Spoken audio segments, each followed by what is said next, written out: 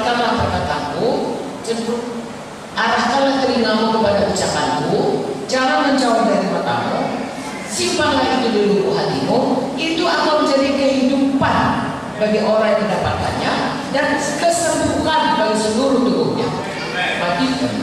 Amsal 4 ayat 20, 21, 22 ayat 3 berkata, jagalah hatimu dengan segala kewaspadaan, karena dari sanalah terpancar kehidupan. Begitulah kita harus memperlakukan firman Tuhan itu sungguh-sungguh, ya, sehingga itu menjadi kehidupan kepada kita. Misalnya contohnya saya, sebelum saya 100 selamat, saya itu pemarah. Artinya kalau orang, istilahnya begini, saya tidak ganggu orang, tapi kalau orang ganggu saya nggak mau. Tapi waktu itu saya tidak tahu, saya pikir itulah hidup yang benar. Ya, saya tidak mau bikin jahat, tapi orang jangan bikin jahat. Padahal firman Tuhan berkata, musuh pun diberkati, harus mengampuni. Saya tidak tahu sampai satu waktu, sebelum saya baca firman Tuhan, orang yang berutang 10.000 talenta itu diampuni raja, lalu dia utang orang 100 dinar tidak diampuninya, dicekeknya kalau itu. Tuhan marah, raja itu marah. Saya bertobat soalnya. Saya belajar secara itu untuk mengampuni siapa saja dalam hidup saya, karena Tuhan lebih dahulu mengampuni saya.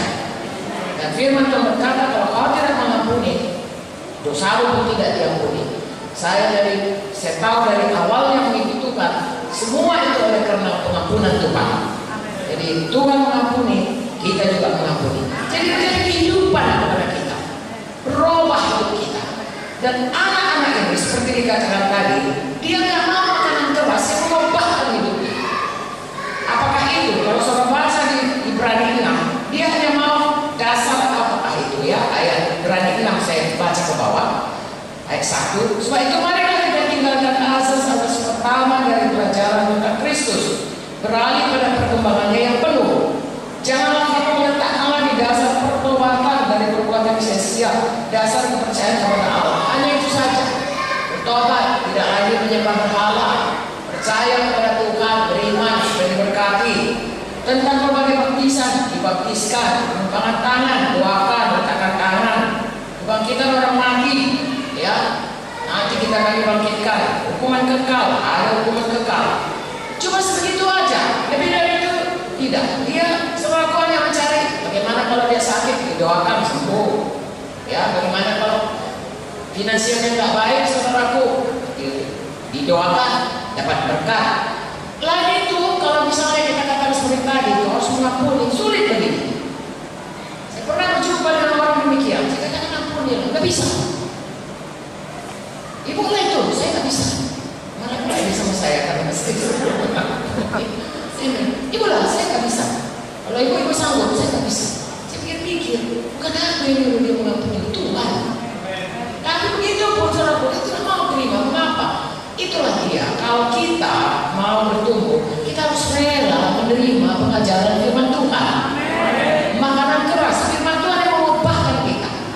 Bukan hanya memberkati. Susu itu enak aja minum, tidur sudah siap. Kalau makan terus harus dikunyah, harus dicerna lagi, saudara. Kadang-kadang nggak enak. Ya kalau susu enak aja saudara, karena dari bayi pun yang susu ibunya sama susu lembu, ya susu tepung. Tapi kalau makanan kadang-kadang anak-anak kasih bayar nggak mau, ya kasih lagi makanan yang ini nggak mau. Banyak yang nggak suka makanan keras. Lebih enak kalau minum susu saja. Tetapi kalau kita mau bertumbuh sehat, kita mesti rela diberi firman Tuhan supaya kita boleh selalu berubah, bertumbuh menjadi dewasa. Inilah dia. Lalu kita lihat ayat 13. Sebab barang siapa yang masih memerlukan susu, dia tidak memahami ajaran tentang kebenaran, supaya dia adalah anak kecil. Seperti tadi, dia hanya tahu susu, pengajaran-pengajaran dasar, nggak mau bertumbuh.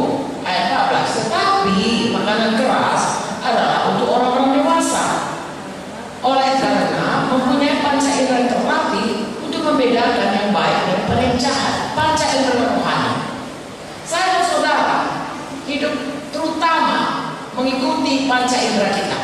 Apa yang kita lihat, apa yang kita dengar, apa yang kita cecak, apa yang kita rasakan, dan apa yang kita cium. Itulah panca indera. dari itulah kita hidup.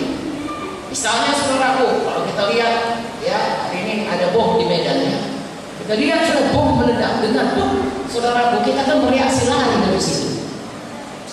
Itulah misalnya, itu yang paling khas. Lalu kita lihat saudaraku di TV, bagaimana orang itu misalnya, oh makan ini, maka kau akan secantik ini, kulitmu mulus. Lalu kita ingin seperti itu, dan kita lihat. Tetapi saudaraku, kalau kita ini hanya melihat dengan penglihatan saja, itu manusia duniawi. Reaksinya adalah reaksi panca indera duniawi. Tuhan memberikan kepada kita, perhatikan sayang, sesudah kita selamat, kita ini lahir baru, ada Roh Kudus. Roh Kudus itu adalah pribadi. Dia juga mempunyai panca indera rohani adalah roh. Ya, yang mengerti mendengar suara Tuhan, mengerti hati Tuhan, mengerti firman Tuhan, tahu yang baik, tahu yang jahat, tahu yang benar, tahu yang tidak benar. Kalau anak-anak saudaraku, dia karena panca inderanya atau karena makanannya hanya makanan bari-bari, dia nggak tahu itu membedakan itu. So perhatikan kalau anak-anak, kalau di dalam TV atau di koran dikatakan anak saya hilang. Kalau misalnya dia dapatkan, nanti ditanya dia mengapa dia sampai hilang. Dia berkata, tante itu iming-imingin saya bonbon atau kue atau uang. Ya diiming-iming, langsung nggak tahu yang jahat, nggak tahu yang ikuti. Kenapa? Karena mereka tidak terlatih untuk membedakan yang jahat dengan yang baik. Nah saudaraku, sebagai anak Tuhan, Tuhan meminta kita melalui firman-Nya harus betul. Amin. Maka tekanan keras firman Tuhan kita dengar, kita sambut, kita percaya, simpan dalam hati, kita kerjakan dengan bertekun. Kalau kita